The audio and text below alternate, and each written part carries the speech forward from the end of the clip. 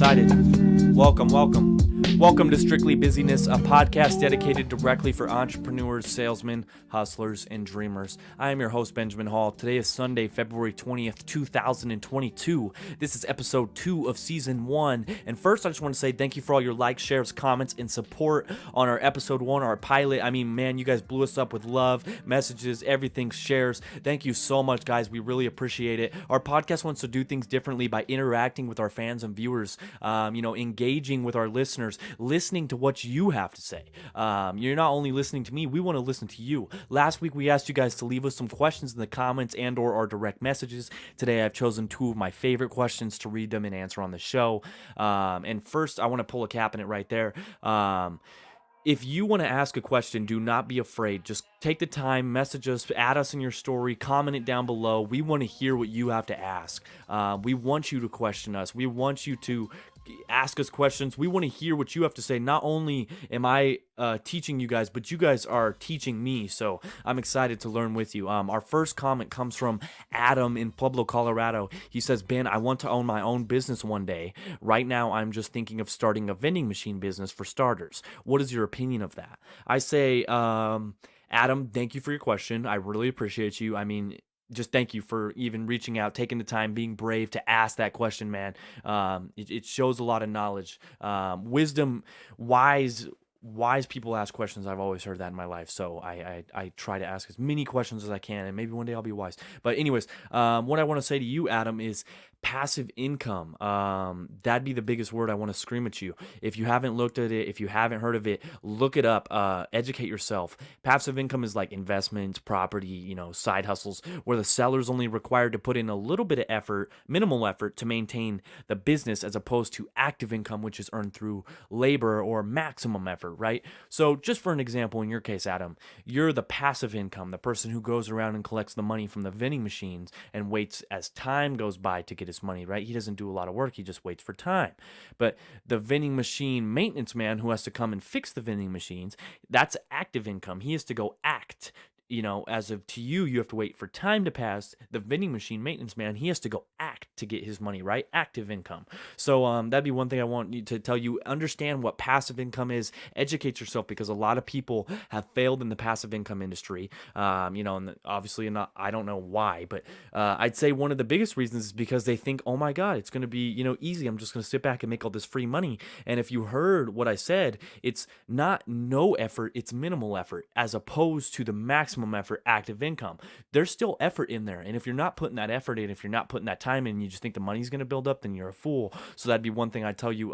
Educate yourself on passive income, learn how that works, and if you don't already know, this will require maybe $2,000 to $1,000 to $4,000 to start the vending machine business, all the way up to $10,000, just depending on the size, how many you want, like I said, and what you get. But one thing I want you to ask yourself, Adam, is where will you put the vending machine? Is it going to be inside, outside, near a business, not near a business, in a park, in a school?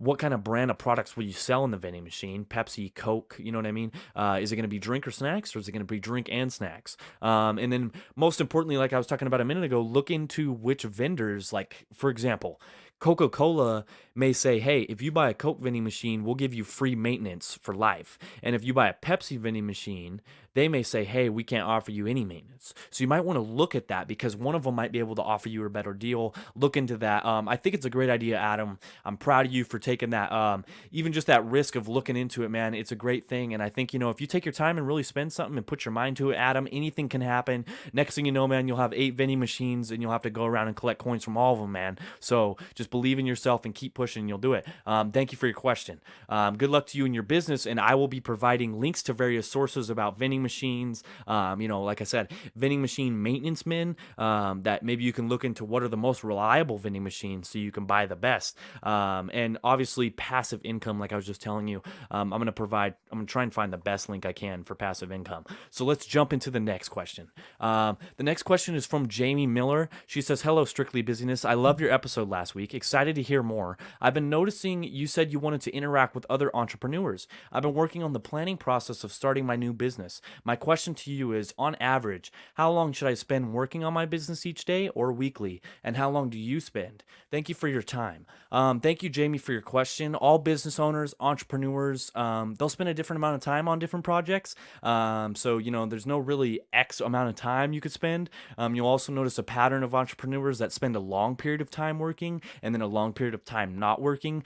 For example, like June to July, full-blown work, and then from August to November, they didn't move off the couch. I think everyone's seen it, but I think it's a great question here, and my answer to you would be, I think the amount of time you spend working on yourself, your business, and your personal goals and growth will determine the amount of success you see in return.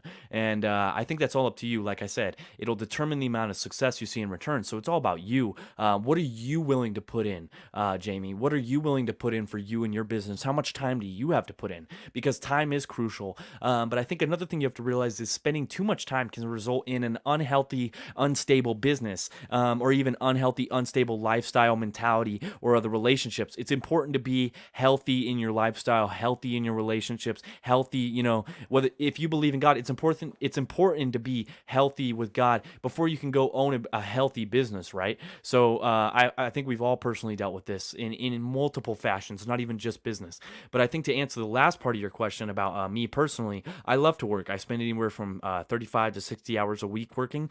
It all just depends. I've had weeks where I've spent 50 hours working and I saw little to no results, and I've had weeks where I've spent 1 to 4 smart hours working and I've had massive results. The main thing is loving the process. I think that's the most important. I would say 9 times out of 10, if you haven't listened to other entrepreneurs, I think that's what they should be saying is love the process. Appreciate doing work for absolutely zero. That's always my quote to myself. And if you don't know what absolutely zero means, I'm going to explain it to you. It's not absolutely zero money. It means absolutely zero anything. Zero respect, zero reviews, zero money, zero time. Appreciate putting in the work for nothing.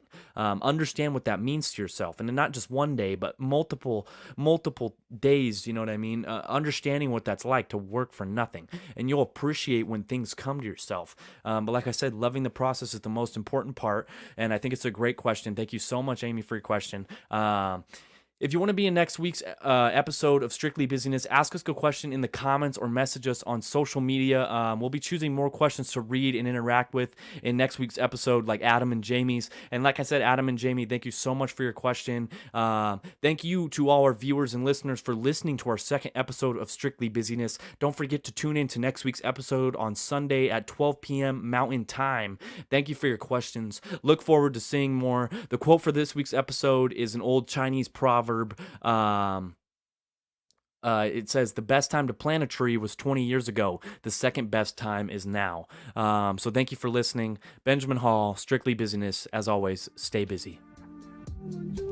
Thank you so much for listening. We appreciate you joining us. Strictly Busyness next Sunday, episode 3 at 12 p.m. Mountain Time. We'll see you then. Thank you.